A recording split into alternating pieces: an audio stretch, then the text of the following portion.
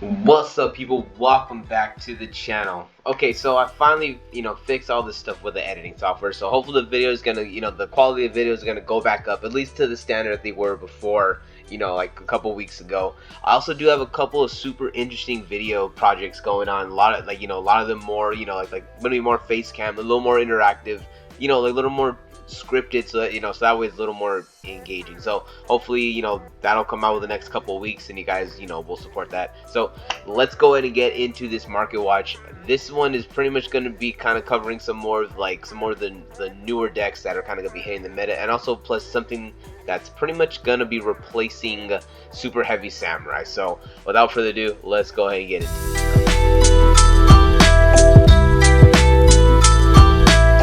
Alright guys, alright, yeah.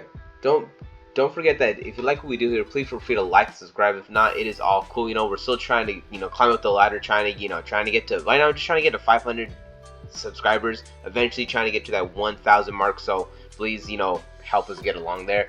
If not, also leaving a like really helps the video. It helps kind of push it up for the YouTube algorithm and all that. So with all that out the way, let's go and get into this cards. This is Vsauce Starfrost. I always say this thing a whole bunch of different a whole bunch of different ways I say it. In honesty, this is a card where I feel like I completely missed the mark.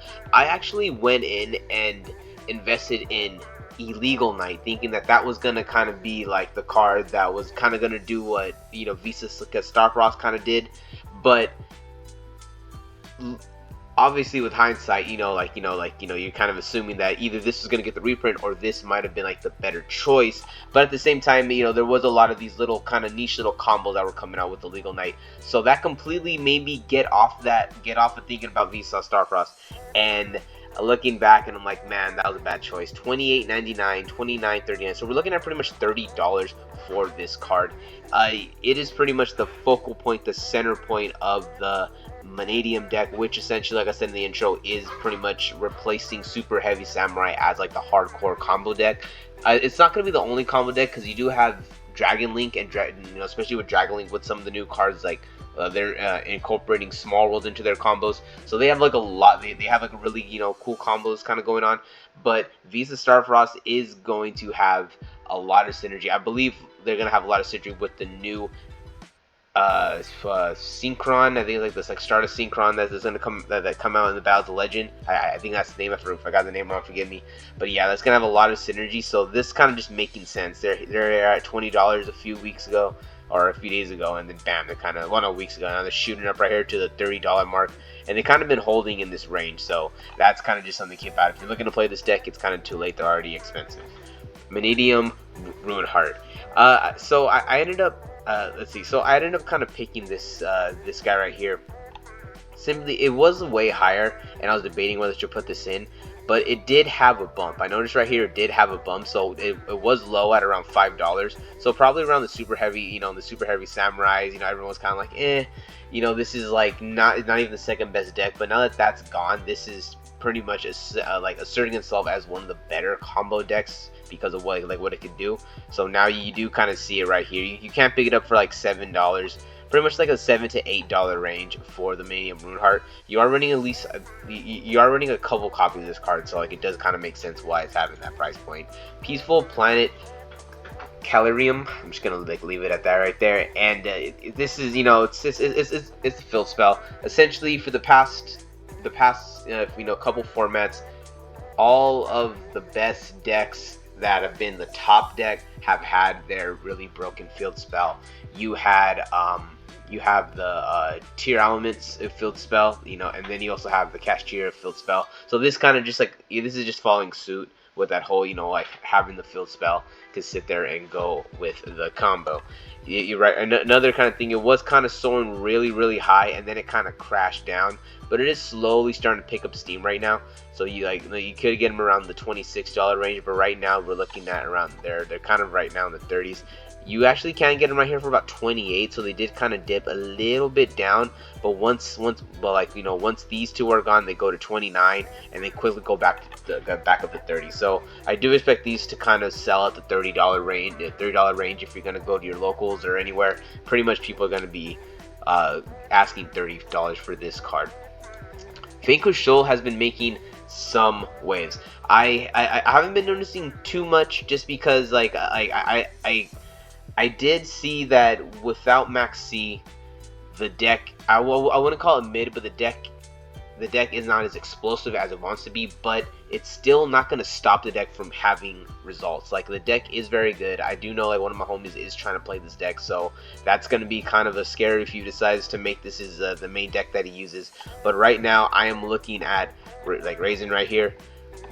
Raisin, freaking, I'm gonna call him Raisin. I don't know why I call him Raisin, but yeah, well, no, Raisin, you know, let's just call him Raisin. He's Raisin for now on. So we're looking at $30. This guy was going for about $27, and it has gone up just a little bit because I just recently did buy one. It was kind of right here in the $26, $27 range, but in the past couple days it has kind of gone up to the $30 range. You can get it right here for about $30, but then once that's gone, we're looking at $33. So essentially, this is slowly creeping up to a $35 card. And in all honesty, like, it's just kind of making sense, because as the format gets figured out and this deck is going to slowly kind of start, you know, solidifying itself, especially knowing that we're most likely not going to get any type of balance until after Worlds. So we pretty much have a summer format. So this is probably going to be one of the safer decks to choose, especially knowing that we're not getting any kind of crazy sets, because we're just getting the reprint set. So maybe Yu-Gi-Oh is kind of going to stay the way it is for maybe at least 2 months. So this deck might have some time to kind of to vanquish some souls. Vanquish Soul Dr. Manlove. I totally love this name. I would like to get a like the higher rare, the collector rare version of this card. I really do love the art of this and everything right here. This card right here, all these were really high, but then, you know, they kind of went down on the release. But now they're kind of, like I said, they're going up because they're getting results in these other more important tournaments. You get this one right here for about $18 to $19. So like I said, if you're looking to build the deck, I would just get it now, because there's going to be no reprints of these cards. The cards are very new. They're not just going to reprint these new cards. We have a pretty solid meta coming up, so if you want to experiment with this, I would go ahead and get them sooner rather than later. Vanquish Soul Heavy Borger. This guy right here, same thing, really high, super low crash, but then he's kind of coming back up. You get this guy right here for $16.95, so we're looking at about like $17, and then quickly shoots up to like the $19, $20. So I would go and, like I said, pick these up now, because you got a couple of them right here in the $17 range, but once these are gone, it quickly goes to $20. So this deck is quickly going up there in price. Rock of the Vanquisher, kind of like similar thing. They start off really high, but now it's kind of like crashing down. Right here, you got it for like $17.69, and then I said right there, $1. You know, it goes up by $1. So yeah, I said pick up these cards now before anything happens. We're looking at about $18 for the Rock of the Vanquisher. Vanquish Soul Pantera. So these are the more lower, like the lower range ones. You know, so they're not really as expensive, but at the same time, you still want to kind of watch out for it. They're $3.74. So even if you pull them, like you know, like they're not worthless. They're actually worth like a couple bucks, so you can get them for some trade value. So we're looking at like $3 to $4 for the Pantera, and then Vanquish Soul Caesar Valus. This is another one that's like I said, it's like pretty low. It came out like super high, like all the other ones, and then kind of crashed. So this is like another one. Like I said, you get it right here for $2.96. You kind of get it like in the $3 range for this card. So yeah, I would very much keep an eye out for Vanquish Soul, because it's a deck that at any moment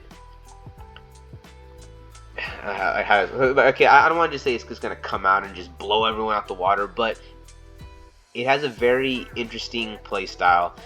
It has the ability to put up an extremely hard to deal with boss monster. So I would, like I said, this is something that if you're wanting to play it, I will want to get some of this stuff sooner rather than later. And then also you want to watch out for this Visasar Frogs. If you wanted to play this, I would think it's kind of like too late. You know, I know most of the deck is not really like a lot of money, but if you're trying to get it for cheap, that's kind of too late. Alright guys, that's it for the video. Let me know how you feel down in the comments below about some of these cards. This is a little different from other market watches. I know like in other market watches, and like when we talk about other cards, there's a lot of cards where it's like, oh, I don't want to buy this card, I'm just gonna buy this other card. And it's like, yes, that is true for the most part, but the thing about Yu-Gi-Oh is sometimes cards are good for a reason, and then sometimes you just have no choice. So, you know, in this market watch, you kind of have no choice but to get these cards if you want to play these decks. Alright guys, that's it for the video. Peace out, and I'll catch you in the next one.